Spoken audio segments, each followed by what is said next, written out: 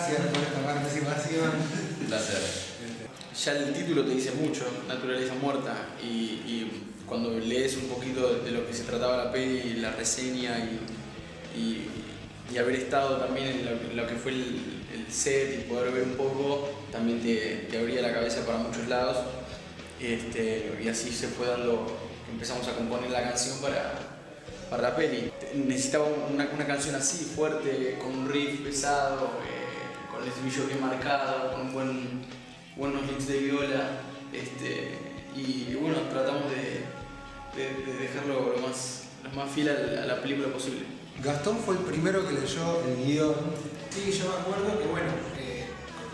más allá de la amistad ya de años que tenemos,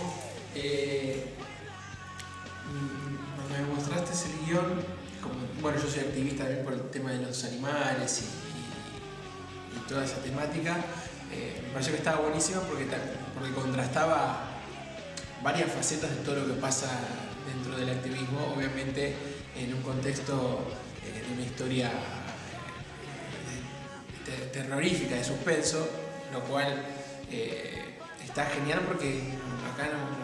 no estaba esa beta para los que nos gustan las películas, y a mí me encantó que nosotros cuando uno se compromete a tomar algo que alguien hace con mucha compasión, porque vos le pusiste todo, no es nada fácil hacer una película, no es nada fácil, y mucho menos estando en Argentina, y lo mínimo que puede hacer uno es, bueno, también comprometerse. Así que bueno, fue ahí leerlo y bueno, dar una opinión que en realidad no había mucho para ver porque estaba buenísimo. Lo que pasa es que veníamos justo de hacer Cae el Sol y Bajos Instintos, entonces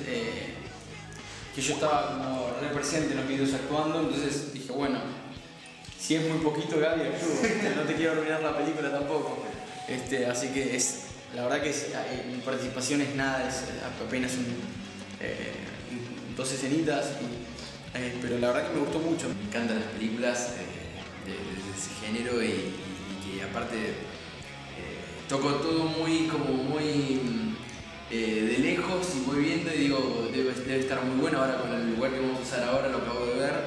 y me parece que va a estar muy copado verlo todo de Contopato, cómo se pone ese lugar en la película y va a la mierda. Va a estar bueno, así que